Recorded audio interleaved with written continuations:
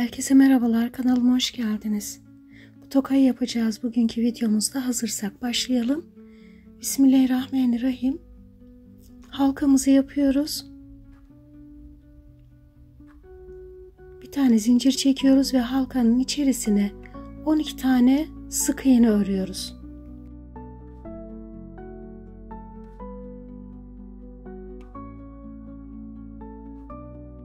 ...12 sık iğneden sonra ilk ilmeğe ipimizi kaydırıyoruz. Bir tane zincir çekiyoruz. İpi kaydırdığımız yere 2 tane sık iğne örüyoruz. Bu ikinci sırada her ilmeğe 2 tane sık iğne örerek devam edeceğiz ve toplam sık iğne sayımızı ikinci sırada 24'e çıkarmış olacağız.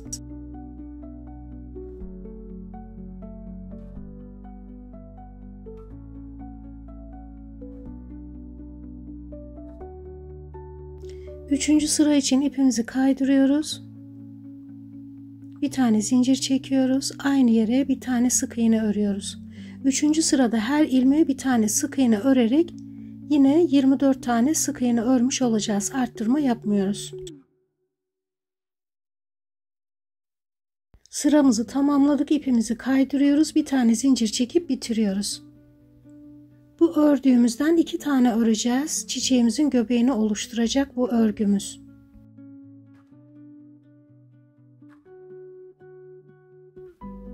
Bitiş noktasından ipleri kaydırdığım yerden tığımı batırıyorum. Sarı ipimi alıyorum. Ve 2 tane zincir çekiyorum.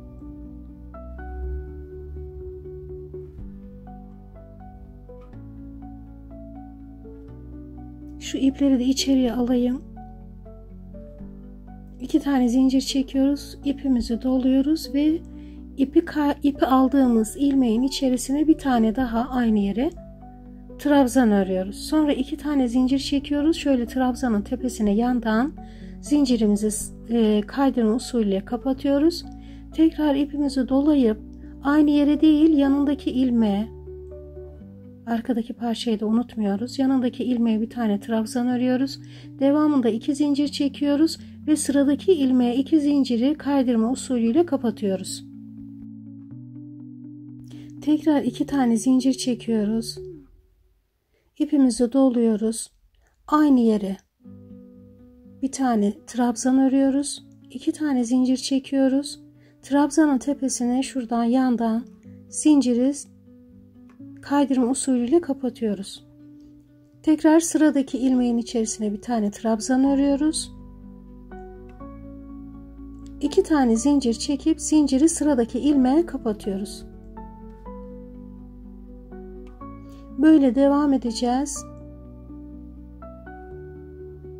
Sırayı tamamlayana kadar.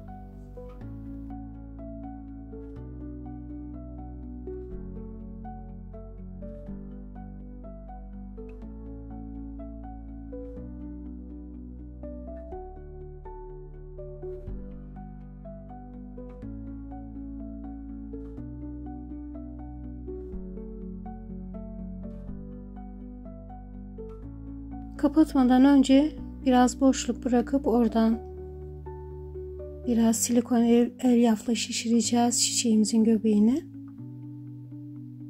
Ondan sonra örgümüze devam edeceğiz aynı şekilde.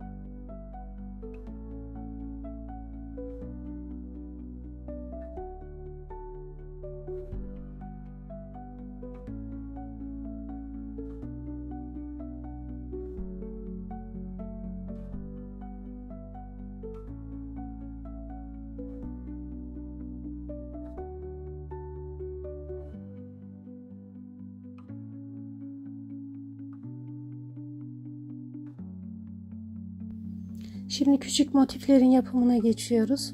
Yine halkamızı yapıyoruz. Bir tane zincir çekiyoruz ve bu defa halkanın içerisine 6 tane sık iğne örüyoruz.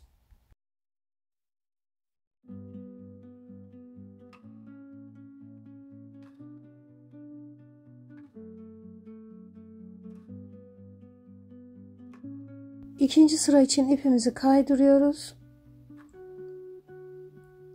Ve ipi kaydırdığımız yerden, ilmekten başlayıp her ilmeğe 2 tane sık iğne örüyoruz. İkinci sırada sık iğne sayımızı 12'ye çıkarmış oluyoruz.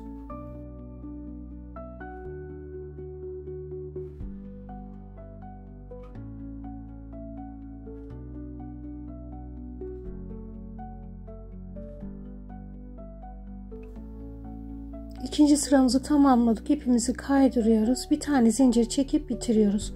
Küçük çiçeğimizin göbeği 2 sıra sık iğneden oluşmuş oluyor. Sarı olan bölümünü, yapraklarını da aynı şekilde büyük çiçeğimizle aynı şekilde örüp 3 tanesini tamamlıyoruz bu şekilde. Tokanın üzerine yapıştıracağımız 2 yaprağını öreceğiz şimdi. Bunun için 3, 4, 5, 6, 7, 8, 9, 10 tane zincir çekiyorum. 10 zinciri tamamladıktan sonra hemen ilk zincire bir tane kaydırma yapıyorum. İkincisine bir tane sık iğne. Üçüncüsüne yarım trabzan örüyorum. Ve sonrasında 2 ilmek kalana kadar trabzan örüyorum. 2 zincir kalana kadar trabzan örüyorum.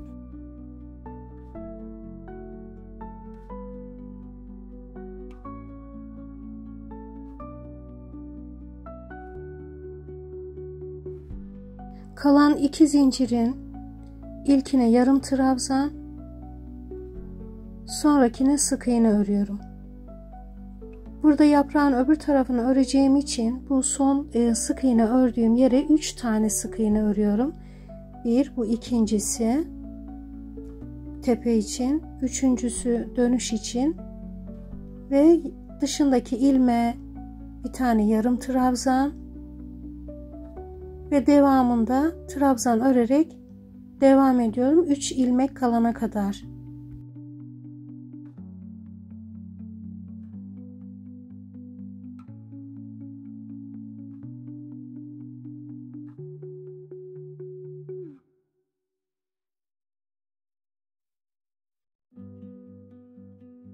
Üç ilmeğimiz kaldı. İlkine yarım trabzan örüyorum. İkincisine sık iğne örüyorum. Ve sonuncu ilmeğe sık iğnemi de öreyim. Sonuncu ilmeğe ipimi kaydırıp yaprağımı tamamlıyorum.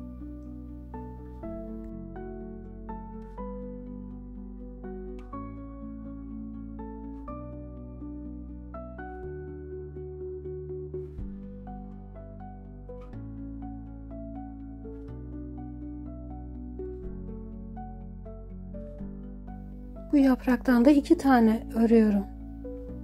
Çiçeğin 2 tarafına yapıştırmak için. Şimdi sarkacak olan çiçeklerimiz için zincir çekiyoruz. Burada ben 20 tane zincirle başladım ama siz ne kadar sarkıtmak istiyorsanız o şekilde ayarlarsınız zincirlerinizi. Ölçerek, bakarak nasıl hoşunuza gidecekse o şekilde yaparsınız. Şimdi 20 tane zincir çekerek başladım. Ben en kısa olarak sarkacak çiçek için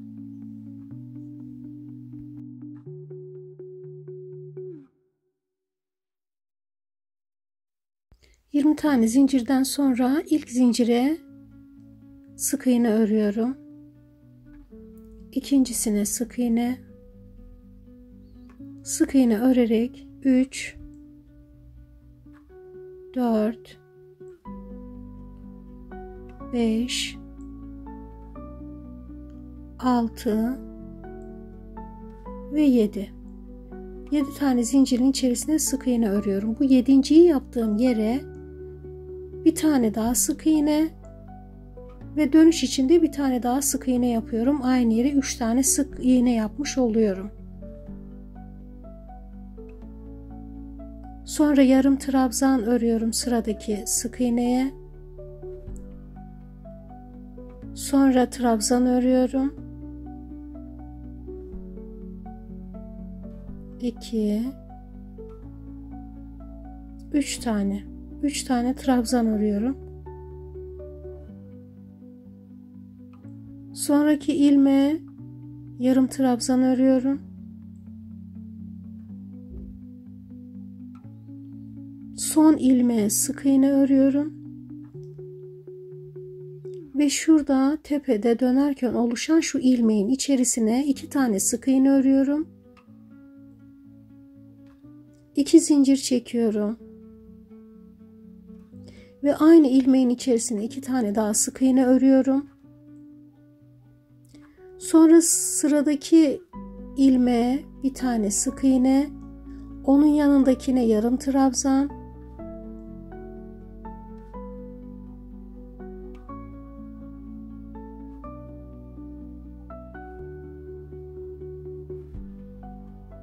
ve trabzan örerek devam ediyorum.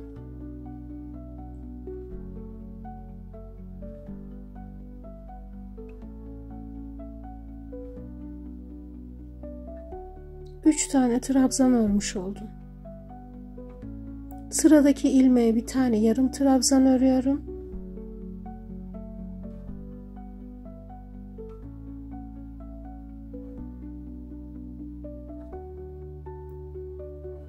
Ve ortadaki ilmeğe ipimi kaydırıyorum ve bitiriyorum.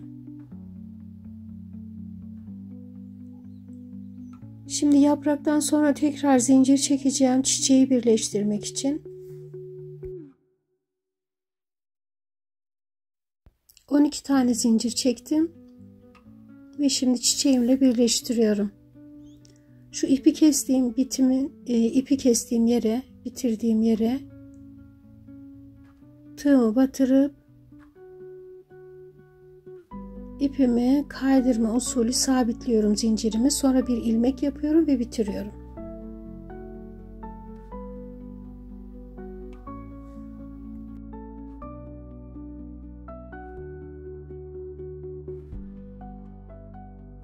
Birleştirmeyi ve yaprağını bu şekilde yaptım. Siz diğerlerinin zincir aralığını, yaprak ve çiçek aralığını kendi zevkinize göre ayarlarsınız.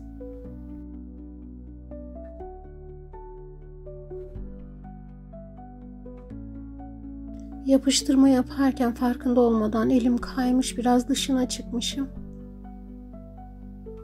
Ama görünmüyor değil.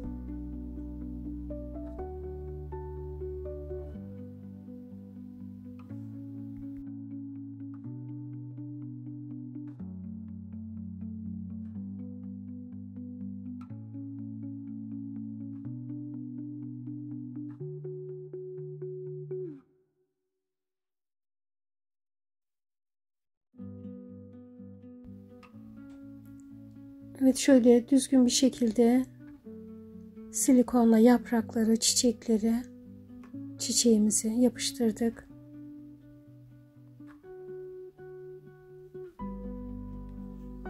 Ve şöyle bir görüntü oluştu. Başka bir videoda buluşmak üzere. Hoşça kalın. Allah'a emanet olun.